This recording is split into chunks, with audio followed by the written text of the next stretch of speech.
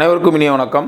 இன்றைய பதிவாக நாம் காண இருக்கும் தலைப்பு, என்னிடம் ஜாதகம் பார்க்க வந்த ஒரு கிளைண்ட்டு வந்திருந்தது. கிளைண்ட்டோட அம்மா அவங்க என்ன கேட்குறாங்க அப்படின்னா, என்னுடைய மகனுக்கு இரண்டாவது திருமணம் நிம்மதியை தருமா, அதாவது இரண்டாவது திருமணம் நிலைக்குமா, அடுத்தடுத்து அவனுடைய எதிர்காலம் எப்படி, அடுத்தடுத்து அந்த பையனுக்கு வர்ற தசா புத்தி எப்படி பலன் தருது அப்படிங்கிறத பற்றினா கண்டென்ட் தான் இன்றைக்கி.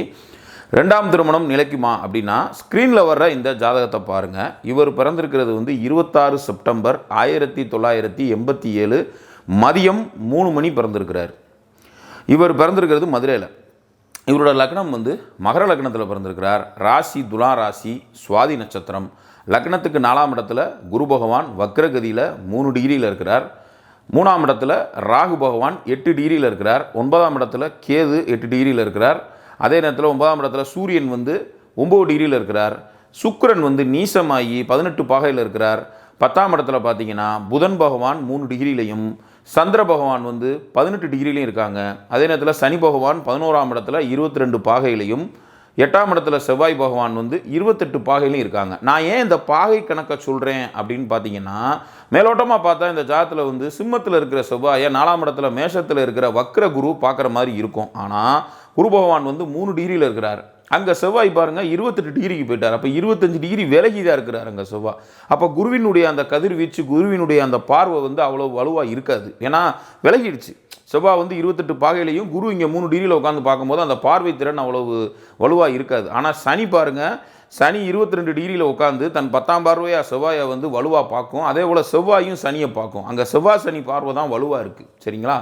அதனை அடுத்து பார்க்கணும்னா, கேதுவுக்கும் சுக்கிரனுக்கும் இணைவு இருக்கானா? இணைவு இல்லை இங்கே. ஏன்னா கேது பின்னோக்கி போகிறவர், சுக்கிரன் முன்னோக்கி போகிறவர். ஏன்னா சுக்கிரன் இங்கே வக்கரம் கிடையாது. வக்கரம்னா தான் கேதுவோட இணைஞ்ச மாதிரி வரும். சரிங்களா? இங்கே சுக்கிரன் வக்கரம் கிடையாது, நேர்கதியில் தான் இருக்கிறாரு.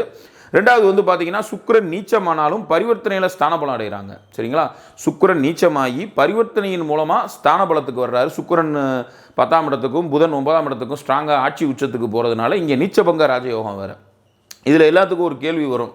ஏன்னா கேதுவோட இணைஞ்சிருக்கு சுக்கிரன் அப்படிங்கிற கேள்வி வரும். அதுக்கான ஒரு விஷயத்தையும் இங்கே நான் சொல்லிக்கிறேன். கேது 8 பாகையில் இருக்கிறார், சூரியன் 9 பாகையில் இருக்கிறார். அதே நேரத்தில் சுக்கிரன் பார்த்தீங்கன்னா 18 பாகையில் இருக்கிறதுனால கண்டிப்பாக இது இணைவே கிடையாது. ஏன்னா கேது பின்னோக்கி போகிறவர், சுக்கிரன் முன்னோக்கி வர்றவர். அதனால் கண்டிப்பாக இங்கே இணைவே கிடையாது. ஸோ இங்கே சுக்கிரனும் புதனும் பரிவர்த்தனை அடைகிறதும் ஒரு சிறப்பு. இப்போ ஒரு உதாரணமாக அதே கேது அங்கே 8 டிகிரியில் இருக்காருன்னு வச்சுக்கோங்க. சுக்கிரன் ஒரு 3 டிகிரி 4 டிகிரியில் இருந்தார்னா கட்டாயம் கேதுவோடு இணைகிறாரு. அப்போ கேதுவால் பீடிக்கப்பட்டிருக்கிறார் சுக்கிரன். அப்போ பரிவர்த்தனை அடைந்தாலுமே இங்கே இழந்த வலுவை பெறாது. புரிஞ்சுக்கிட்டீங்களா? அதே சுக்கிரன் அங்கே 18 பாகையில் இருக்கிறதுக்கு பதிலாக 3 டிகிரி 4 டிகிரிக்கு மேலே இருந்துச்சுன்னா கண்டிப்பாக கேதுவால் பீடிக்கப்படுவார். அப்போ கேதுவால் பீடிக்கப்பட்ட சுக்கிரன் என்னதான் பரிவர்த்தனை அடைஞ்சாலுமே இங்கே புதன் பாக்கிய 10ஆம் இடத்துலையும், சுக்கிரன் 9ஆம் இடத்துல கேதுவோடு இணைஞ்சு நெருங்கி இருக்கும்போது கண்டிப்பாக இங்கே இழந்த வலுவை திரும்ப பெறாது. ராகு கேதுக்களோட ரொம்ப நெருக்கமாக இணைகிற கிரகம் பரிவர்த்தனையே அடைஞ்சால் கூட இழந்த வருவை கண்டிப்பாக திரும்ப பெறுவது இல்லை. இந்த இடத்துல நான் இதை ஸ்ட்ராங்காக சொல்லிக்கிறேன். சரிங்களா? இங்கே முக்கியமான விதி, இங்கே பார்த்தீங்கன்னா ராசிக்கு 2ஆம் இடத்துல சனி பகவான் இருக்கார், லக்கணத்துக்கு 8ல் செவ்வாய் இருக்கார். பொதுவாக ராசி லக்கணத்துக்கு 2, 7, 8ல் சனி செவ்வாய் போன்ற பாவகிரகங்கள் இருந்தால் அவங்களுக்கு 32 வயசுக்கு மேலே ஒரு 35 வயசில் தான் கல்யாணமே பண்ணணும். ரொம்ப லேட் மேரேஜ் பண்ணுறது தான் நல்லது. இந்த ஜாதகர் ரொம்ப ஏர்லியராக 30 வயசுக்கு கீழே ஒரு 27 வயசுலலாம் கல்யாணம் பண்ணிட்டார். கல்யாணமாகி 2 நாள் தான் அந்த பொண்ணு இருக்குது. முதல் திருமணம் இந்த பையனுக்கு ஏன் விவாகரத்தாச்சுன்னா, கல்யாணம் ஆகி 2 நாள் தான் அந்த பொண்ணு இருக்குது. அந்த பொண்ணு அவங்க அம்மா வீட்டுக்கு போயிடுச்சு. ஒரு காரணமும் இல்லை, 2 நாள் தான் கல்யாணம் ஆகி, ஒரு காரணமும் இல்லை, அந்த பொண்ணு அவங்க அம்மா வீட்டுக்கு போயிடுச்சு. அதுக்கப்புறம் அவங்க பேச்சுவார்த்தை பண்ணி விவாகரத்து பண்ணிடுறாங்க. சரிங்களா? இப்போ இந்த பையன் தன்னோட அம்மாவோட அந்த அம்மா சொல்கிறாங்க, சார் இந்த மாதிரி எனக்கு அடுத்த திருமணமாவது, 2வது திருமணமாவது நல்லபடியாக இருக்குமான்னு. பொதுவாக லக்கணத்துக்கு 2ஆம் அதிபதியான சனி பாருங்கள், செவ்வாயை பார்க்குறதும், செவ்வாய் 2ஆம் இடத்தோடு செவ்வாய் தொடர்பு. இந்த லக்னத்துக்கு செவ்வாய் பாதகாதிபதி. சரிங்களா? செவ்வாய் பாதகாதிபதி. சனி செவ்வாய் தொடர்பு வந்துருச்சு அப்படிங்கும்போது, 2ஆம் பாவத்தோட தொடர்பு வந்துருச்சு, 2ஆம் பாவத்தோட சம்மந்தப்பட்டுருச்சுங்கும் போதே 2வது திருமணம் நல்லாயிருக்கும். சரிங்களா? இதில் சந்தேகமே கிடையாது. 7ஆம் அதிபதி பாருங்கள் நல்லா இருக்கிறார். 7ஆம் அதிபதி தன் பாவத்துக்கு 4ல் திக்பலமாகி குருவால் பார்க்கப்பட்டு ஏன்னா குருவால் பார்க்கப்பட்டு லக்ன யோகாதிபதியான புதனோட சம்மந்தப்பட்டிருக்காரு. சந்திரன் என்னதான் வந்து அங்கே வந்து சந்திரனுக்கு வீடு கொடுத்தவர் ஒரு பக்கம் நீசமானாலும் பரிவர்த்தனையின் மூலமாக பலம் பெறுறதுனால இந்த ஜாதகம் கண்டிப்பாக 2வது திருமணம் சிறப்பாக இருக்கும்.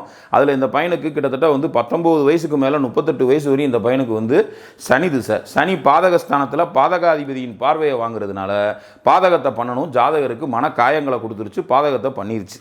அதே நேரத்தில் ஜாதகர் தன் விருப்பத்துக்கு ஏற்ப விருப்பத்தை தெரிவிக்கிறது 3ஆம் இடம் 11ஆம் இடம் தான். ஸோ தன் விருப்பத்துக்கு ஏற்ப பாருங்கள், 3ஆம் அதிபதி குரு போய் 4ல் உட்காந்துருக்காரு, சனி போய் லக்னாதிபதியாகி 11ஆம் இடத்துல இருக்கிறதுனால சனி திசையில் இப்போ குரு புத்தி இந்த ஜாதகருக்கு இன்னும் 1.5 வருஷத்துக்கு இருக்குது. கன்ஃபார்மாக அந்த 2வது திருமணம் அங்கீகரிக்கப்பட்ட 2வது திருமணம் தன் தாயாரால் கண்டிப்பாக இந்த ஜாதகருக்கு அமையும், அதில் எந்த சந்தேகமும் இல்லை.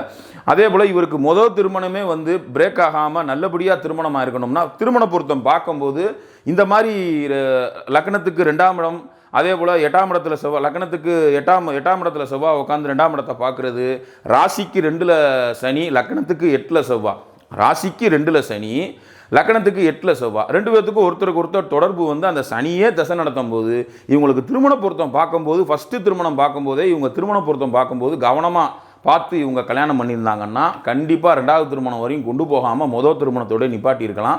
பட் பரவாயில்ல, கர்மா யாரை விட்டு வச்சுச்சு. இவருக்கு வந்து அந்த முதல் திருமணம் விவாகரத்தானது. 2வது திருமணத்துக்கு போகிறது வந்து இந்த ஜாதகத்தில் சிறப்பு தான். அடுத்து வரக்கூடிய திசையும் பாருங்கள், புதன் வந்து சுக்கிரன் வீட்டில் நேராக குருவோட பார்வையில் இருப்பார். ஏன்னா புதன் வந்து 3 டிகிரியில் இருப்பார், குரு வந்து அதே மாதிரி 3 டிகிரியில் தான் இருப்பார். ஸோ குரு புதன் நேர் பார்வையாக இருக்குது. சுக்கிரன் வீட்டில் அந்த புதனை வந்து குரு பார்க்குறார். அங்கே சந்திரன் வந்து ரொம்ப நெருங்கி இல்லை, 18 பாகையில் இருக்கிறதுனால சந்திரன் விலகிட்டார், புதனை கடந்து தான் இருக்கிறார். சரிங்களா, புதனை கடந்து இருக்கிறதுனால கண்டிப்பாக புதன் சுபத்துவமாக இருக்கிறதுனால 1.5 வருஷம் கழித்து வரக்கூடிய அந்த புதன் திசை ஜாதகரை உன்னத நிலைக்கு தான் கொண்டு போகும். அதில் எந்த ஒரு சந்தேகமும் இல்லை. ஜாதகம் அற்புதமாக எக்ஸலண்ட்டாக இருக்க போது, அதில் எந்த ஒரு சந்தேகமும் இல்லை. மேலும் இது போன்ற ஜோதிட தகவல்களுக்கு ஸ்க்ரீனில் என்னோட கான்டாக்ட் நம்பர் வருது, வாட்ஸ்அப் நம்பரும் இதுவே. ஜோதிட ஆலோசனைகளுக்கு என்னை நீங்கள் தொடர்பு கொள்ளலாம். சேனல் பிடிச்சிருந்தால் லைக் பண்ணுங்கள், ஷேர் பண்ணுங்கள், சப்ஸ்கிரைப் பண்ணுங்கள். நன்றி, வணக்கம்.